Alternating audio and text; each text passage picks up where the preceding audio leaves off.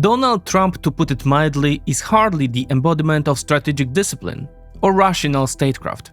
Yet his latest move, the blockade of Iranian ports, may well have been the most effective step in the entire campaign against Tehran. We will soon see whether and to what extent it delivers results for the American war effort. But the episode already offers a template Europe should be studying closely. More specifically, European states with naval capabilities should close the Danish Straits to Russian oil tankers, many of them part of the so-called Shadow Fleet. That is the view of Robin Brooks, the former chief economist of the IIF and now a senior fellow at Brookings, who has openly lamented that this was not done long ago. Baltic terminals account for roughly 50% of Russia's seaborne export capacity. Ukraine has been relentlessly targeting that infrastructure along with Black Sea ports and the rest of the oil bloodstream inside the Russian Federation. The broader fight is about driving down Russia's excess export revenues, amplified by the rise in the price of Urals crude. How do these two vectors interact? How deeply does this affect the Russian economy? And what could happen if the Danish Straits were actually blocked? That is what today's episode is about, and more. Let's dive into that.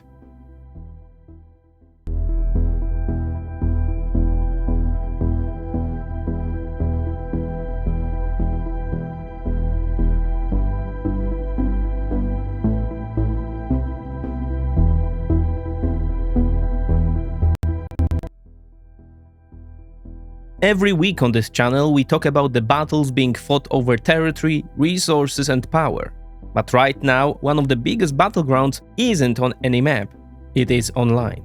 And most people have no idea how to defend themselves in it. That is where today's sponsor, Try Hack Me, comes in. It is a hands-on cybersecurity training platform that makes learning to hack and think like a hacker actually fun. Through guided, gamified lessons and real-world labs, you build practical security skills step by step. Whether you're an absolute beginner or a seasoned professional looking to sharpen your edge. No complicated setup, no dry textbooks. Just you, a browser and challenges that actually prepare you for the real world. If you want to go deeper into cyber full hacking paths, advanced rooms, faster machines, Premium gives you everything. Use code GTBT25 for 25% off the annual plan. The digital front isn't waiting, and neither should you. Oil remains the single most important variable for the Russian Federation, and its role is now even more interesting because several opposing forces are converging around it at once. First, there is the price of oil itself, which the war in the Gulf pushed up by roughly threefold. In December, Urals crude briefly fell below $40 a barrel. By April, it had surged to over $116, its highest level in 13 years. It is now trading at around $100 a barrel. At the same time, Urals still sells at a discount to Brent. That discount currently stands at about $24, meaning that Kremlin is effectively selling Urals at roughly $75. But recall that the Russian budget was built on an assumed oil price of $59 a barrel. Meanwhile, in an effort to stabilize global oil prices, the United States lifted sanctions on Russian oil. And despite Scott Bessent's earlier signals that those waivers would not be extended, Washington has now prolonged the exemption for yet another month. It is set to remain in place until May 16th, unless it is extended again. As a result, Russian oil is once again flowing to India in massive volumes, reaching historic highs. At the same time, however, Ukraine has continued striking Russia's production and export infrastructure. We ended our last report on March 29th, with repeated attacks on Primorsk, Ust-Luga and Novorossiysk. At this point, it is worth laying out a timeline of the past 3 weeks. On March 30th, Ust-Luga was hit for the 5th time in 10 days.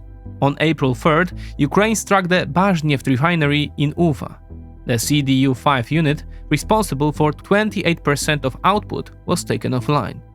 Then, on April 5th, came simultaneous hits on the terminal in Primorsk and the Norsy refinery in Kstovo. In Primorsk, shrapnel caused a leak from a fuel storage tank.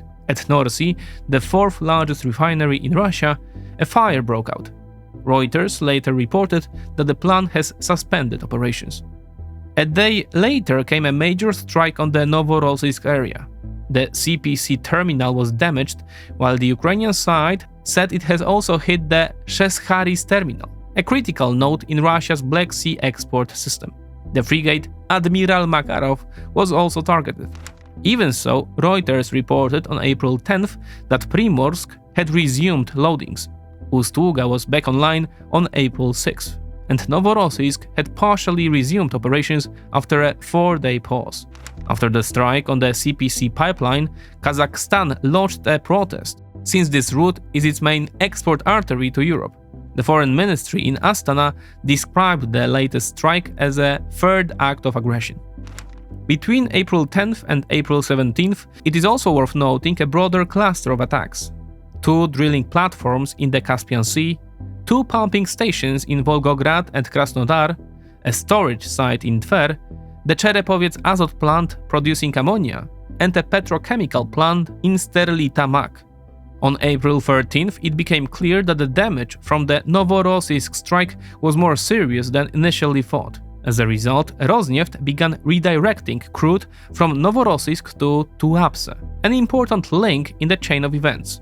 Because on April 16th, the Ukrainian armed forces launched a massive attack on the Tuapse refinery and port, a site responsible for roughly 10% of Russia's petroleum product exports. A tanker was also hit. An oil slick measuring 7 square kilometers appeared. Reuters reported that after the strike, the refinery halted operations, while the port's storage and transport infrastructure was damaged. Then, on April 18th, Kyiv carried out another broad strike package. The targets included the refineries in Syzran and Novokuybishevsk. Also hit were Lukoil's terminal in the port of Vysotsk, the Tikhoretsk pumping station, and the storage facility in Sevastopol. On April 20th, Tuapse was attacked again. That was followed by strikes on the Atlant Aero drone factory in Taganrog and the Fardiska depot in Crimea. On April 21st, Ukraine struck the Provets pumping station, part of the Druzhba pipeline system. Reuters meanwhile summed up the broader impact. Because of the attacks, Russia was forced to cut output by 300 to 400,000 barrels per day. Operations at Novokuybishevsk, Syzran and Tuapse refineries were halted. As we can see, the Ukrainian campaign is continuing and expanding in a deliberate way. The targets are no longer just refineries, but also pumping stations, storage depots, and smaller ports. At the same time, the main Baltic terminals, Ust-Luga and Primorsk, have been given some breathing room. The center of gravity has now shifted south toward the Novorossiysk-Tuapse corridor. The effects? As Stanimir Dobrev reports, citing data from Russia's Price Index Center, Russian seaborne crude exports fell by 16% in the week of April 6 to 12 compared with the previous week. But the following week brought a 22% rebound week on week, driven mainly by the gradual reopening of Ust-Luga and Primorsk. Novorossiysk, however, will almost certainly remain non-operational for at least the rest of April.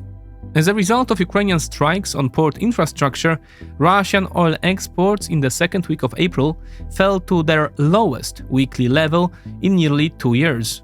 April may now turn out to be the worst month for Russian seaborne oil exports by volume since 2023. With export routes cut off, Russian producers are being forced to reduce output. According to Reuters, this could amount to the biggest monthly production cut since the COVID pandemic 6 years ago. Charts prepared by Robin Brooks showing Russian seaborne crude exports by maritime basin make the trend clear. Shipments are falling across every theater. Arctic exports have nearly stopped altogether. And just as importantly, Greek ship owners, once among the main carriers of Russian oil, have largely been replaced by the shadow fleet. In the end, the key question is which force is stronger? The windfall from higher oil prices or the drop in supply caused by the attacks? The March data is clear. According to IEA, Russia's oil export revenues rose 100% month on month, from nearly $10 billion in February to $19 billion in March. In the week from March 29th to April 5th, they were in fact the highest in 4 years. That is substantial. But the broader time frame tells a fuller story. A Bloomberg chart illustrates this well. The March spike, while significant month to month, still marked a 50% decline year-on-year. According to Zelensky, the March strikes cost Russia $2.3 billion that month alone. April will likely match or even exceed March's results, though there will be clearly no return to the peaks of previous years. It is also worth adding that after the change of government in Hungary, oil began flowing again through the Druzhba pipeline, as demanded by the new Prime Minister Peter Magyar. This was Budapest's condition for approving the €90 billion EU loan to Ukraine that Viktor Orban had been blocking. Brussels' 20th sanctions package will likely pass as well, and we will discuss that in more detail shortly. So, in sum, America's war with Iran is helping Russia catch a temporary tailwind blowing in from the south. But the situation remains unstable and still heavily dependent on factors Moscow does not control. If Washington reaches an agreement with Tehran, oil prices could fall back to pre-war levels relatively quickly. Though with Donald Trump at the helm, there is no guarantee that will happen anytime soon. The Kremlin would almost certainly need many months to materially improve its economic position, and that is precisely the argument Sweden's intelligence service made in the Financial Times, even in light of these unexpected budget gains. Thomas Nilsson, head of the Sweden's military intelligence and security service, told the FT that Russia would need Urals crude to stay above $100 a barrel for an entire year just to eliminate its budget deficit, and much longer than that to ease its broader economic problems. Because we should be clear, Russia's budget deficit in just the 3 months of this year alone exceeded $60 billion, already surpassing the full deficit target for all of 2026. In other words, the March windfall covered only around 15% of the 3-month shortfall. That is why the Kremlin is now resorting to selling 22 tons of gold, as reported by the Moscow Times. Swedish intelligence also confirmed what many had already suspected, that Russia is systematically manipulating its data in order to convince Ukraine's Western allies that its economy has withstood the strain of massive war spending and Western sanctions.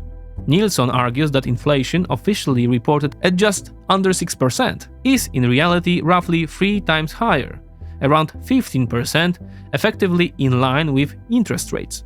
He echoed earlier assessments by German intelligence, which had argued that Russia was understating its deficit by $30 billion, and added that there are many signs pointing to a brewing banking crisis. His conclusion was stark. Only 2 scenarios remain for Russia: a prolonged recession or a sudden crisis. Either way, he said, the situation will continue to deteriorate until it ends in a financial catastrophe.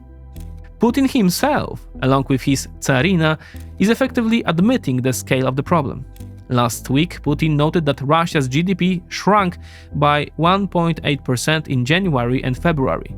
Central Bank Chief Elvira Nabiulina added, notably after 1 month of the Gulf War, that, quote, external conditions are now deteriorating almost continuously, both for exports and imports, unquote. And if even the official statistics now show GDP contracting, GDP that fundamentally rests on arms production, then how bad must conditions be in sectors like civilian industry or construction? The answer is very bad. Metal consumption is down 14% year-on-year, and as a result, Severestall profits collapsed by 99.7%. Cement production, meanwhile, is down 30% year-on-year. Rosneft's net profit fell from nearly 400 billion rubles in the first quarter of 2024 to just 16 billion in the fourth quarter of 2025. That is a drop of roughly 96%. Numbers like these are now appearing everywhere. That is one reason overdue payments have risen 21% year-on-year and exceeded 8 trillion rubles, nearly 4% of GDP. In other words, since 2022 they have tripled, and quote unpaid invoices now amount to around $110 billion.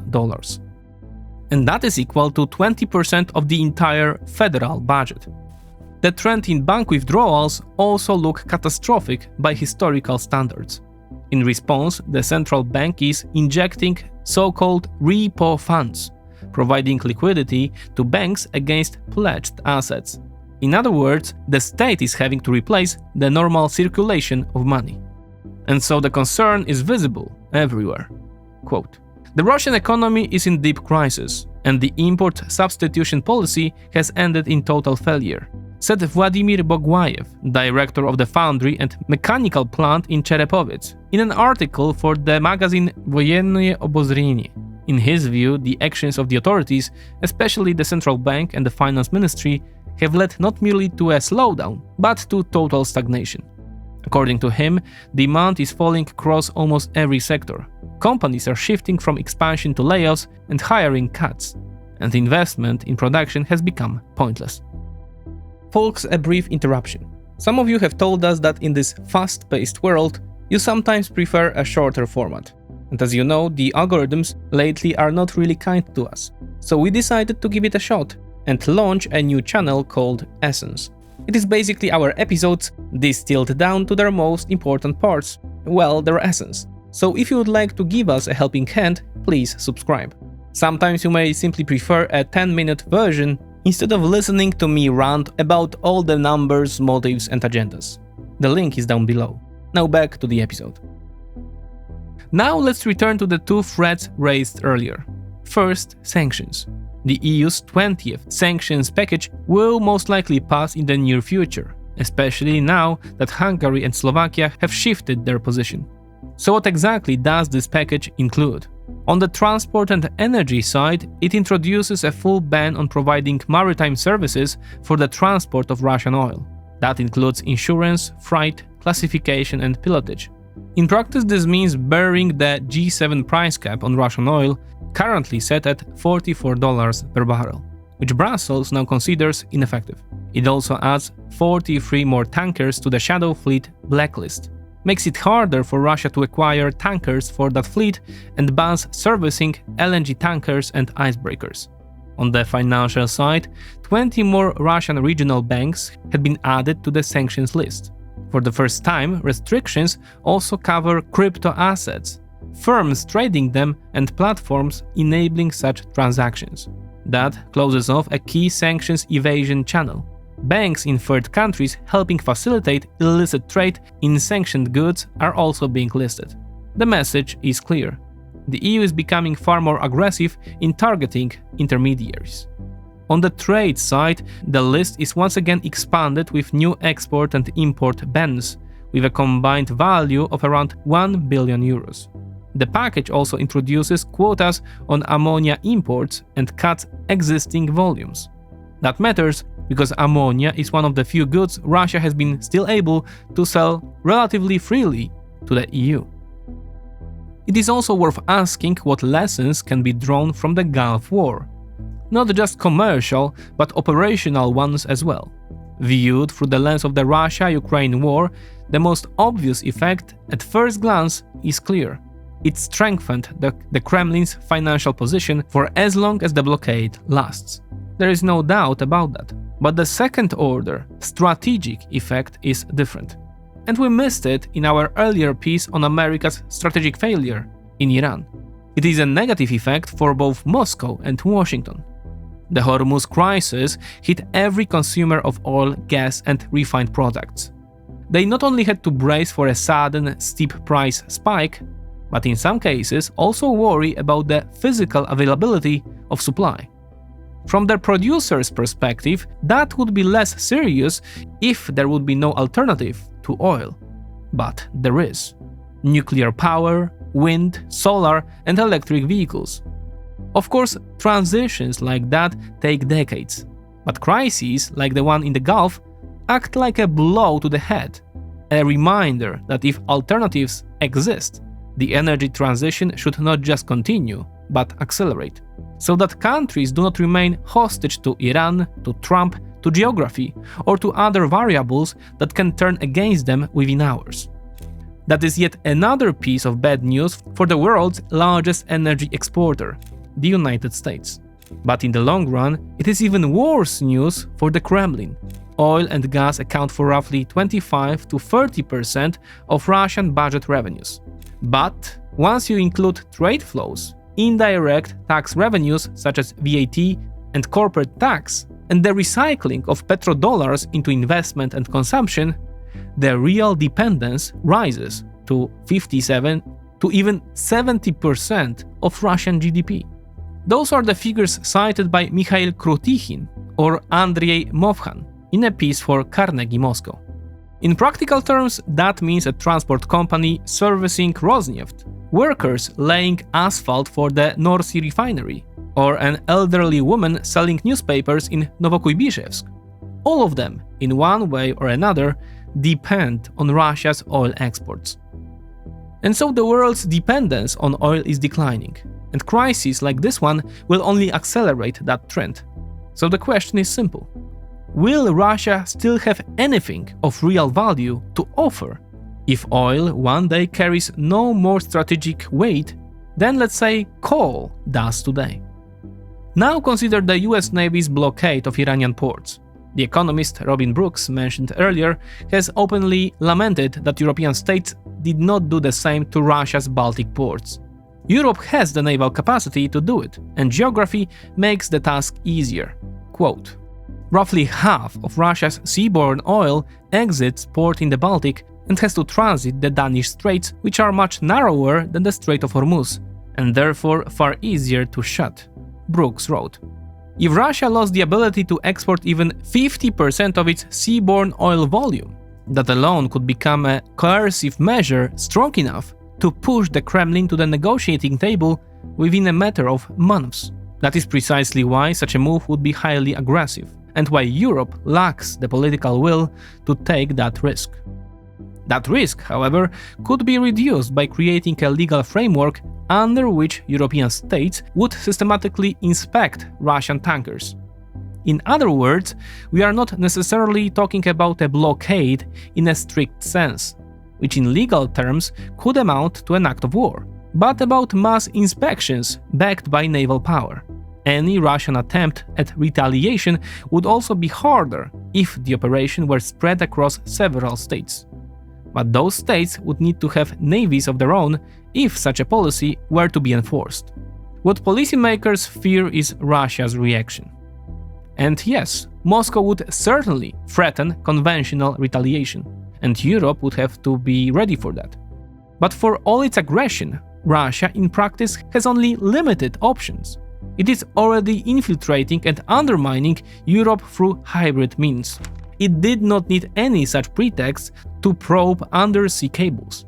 At the same time, Russia is in no position to open a second front and physically attack NATO, when it is itself at its weakest in decades.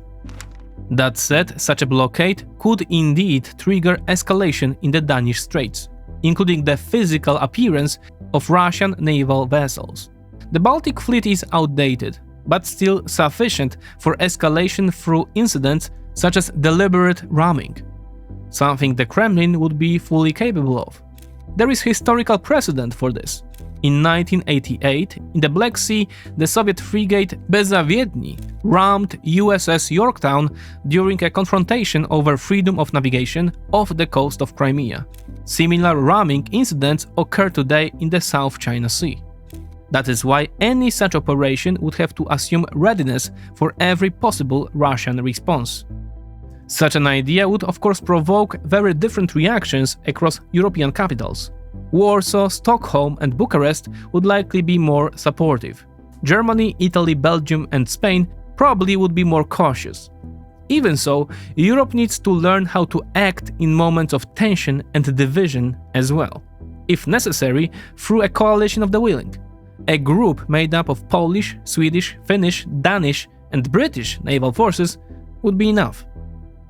A geopolitical Europe needs visible acts of resolve, and opportunities for them keep emerging.